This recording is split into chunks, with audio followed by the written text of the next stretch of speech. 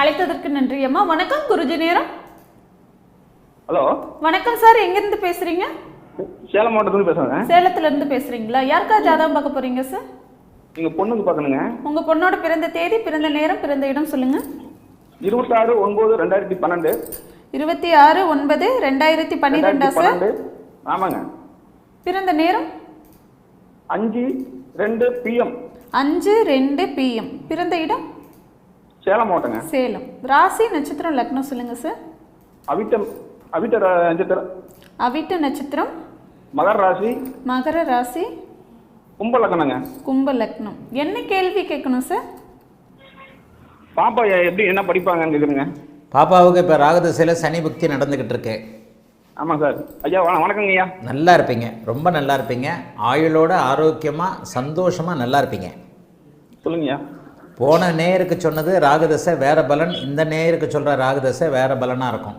ஏன்னா இந்த பாப்பாவின் அமைப்பின்படி இப்போ இந்த பாப்பாவுக்கு ராகதசை நடக்குது. ஆனால் குருவின் பார்வையில் இருக்கிறது மிகப்பெரிய யோகம்.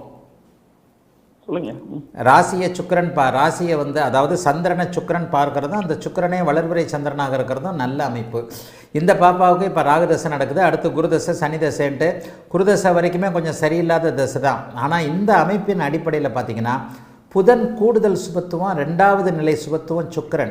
அப்போ இந்த பாப்பாவுக்கு 2ஆம் நிலை சுபத்துவம் சூரியன். ஒரு நிமிஷம்.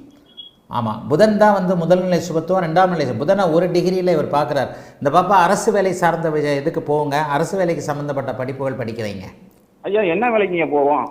அரசு வேலையில் அரசு சம்மந்தப்பட்ட படிப்புகள், இந்த சர்வீஸ் ஓரியன்ட் படிப்புன்னு சொல்லுவேன்ல, உங்களுக்கே குழந்தைய அரசு வேலை படிக்கிறதுக்கு ஆர்வம் இருக்கலாம். உங்களுக்கு இப்போவே 13 வயசு ஆச்சு குழந்தைக்கு. படிக்கிறாங்க ஐயா. என்ன டிபார்ட்மெண்ட்டுங்க போவோம்? கவர்மெண்ட்டில் ஏகப்பட்ட டிபார்ட்மெண்ட் இருக்குதுங்க. கவர்மெண்ட்டில் அறிவு சார்ந்த கல்வித்துறை சார்ந்த டிபார்ட்மெண்ட்டுகளில் போகும். அல்லது பேங்கிங் செக்டாரில் கூட போகலாம். ராசி லக்னத்திற்கு 2 10ஆம் இடங்கள் வலுவாக இருந்தாலே சொல்லிக் கொடுத்தல் அப்படின்ற மாதிரியான அமைப்புகள் இருக்கும். பேங்கிங் செக்டார், அதாவது லக்னத்திற்கு 4ஆம் இடத்திலிருந்து 10ஆம் இடத்தை குரு பார்ப்பதனாலேயும் ராசியோடு அவர் சம்பந்தப்படுறது, ராசி லக்னத்திற்கு 2ஆம் பாவகங்கள் வலுவாக இருக்கின்ற காரணத்தினாலேயும் அரசு துறையில், வங்கித்துறை அல்லது சொல்லிக் கொடுக்கக்கூடிய துறைகளில் போகக்கூடிய அமைப்பு. இந்த பெண்ணு அரசு துறையில் கண்டிப்பாக போகும். கவர்மெண்ட் வேலைக்கு படிக்க வைங்க. சரிங்களா? வேற ஏதாவது கேட்கணுமா? ஆமாங்க ஐயா. 9ஆம் இடத்துல சனி இருக்குதுங்க ஐயா. அப்பாவுக்கு தொந்தரவுங்களா ஐயா? 9ஆம் இடத்துல சனி இருக்கிறாரு. சனி வலுத்து தானே இருக்கிறாரு. சனி இருக்கிற வீட்டு அதிபதி நல்லா தான் இருக்கிறாரு. அப்பாவுக்கெல்லாம் பிரச்சனை வராது. சனி திசையில் பிரச்சனை வருமானு கேட்குறீங்களா? இல்லைங்க, சனி செவ்வாய் சேர்ந்தது இல்லைங்களா? ஆமாம். அது தந்தைக்கு ஏதாவது ப்ராப்ளம்லான்னு கேட்குறேன் ஐயா. தந்தைக்கெல்லாம் ப்ராப்ளம் கிடையாதுங்க. 9ஆம் பாவகாதிபதி எப்படி இருக்கிறாரு, சூரியன் எப்படி இருக்கிறாருன்னு பார்க்கணும்ல. 9ஆம் பாவகத்தில் செவ்வாய் சனி இருந்தால் தகப்பனா அந்த குறிப்பிட்ட காலகட்டத்தில் பொம்பளை புள்ள பிரியும். தகப்பனுக்கு உயிர் கண்டமான்ற மாதிரி நீங்கள் கேட்டிங்கன்னா அது கண்டிப்பாக கிடையாதுங்க. சூரியனை குரு பார்க்குது. 9ஆம் அதிபதி சுக்கிரன் வளர்பிறை சந்திரனுடைய வீட்டில் வலிமையான நல்ல அமைப்பில் தான் இருக்கிறாரு. இன்னொன்று, இந்த பிள்ளைக்கு சனி திசை வரும்போது உங்களுக்கு என்ன வயசு? இந்த பிள்ளைக்கே 40 வயசு ஆகும். ஆமாங்க. அப்போ உங்களுக்கு 70 வயசு 65 வயசு ஆகும்ல? ஆமாங்க ஐயா. ஒரே ஒரு டவுட்டுங்க. நம்ம வீட்டிலங்க ஆன்லைன் அப்பாயின்மெண்ட் உங்கள்கிட்ட பார்த்துருக்கேன் ஐயா, ஒரு 1 இயர் முன்னாடி. சரி.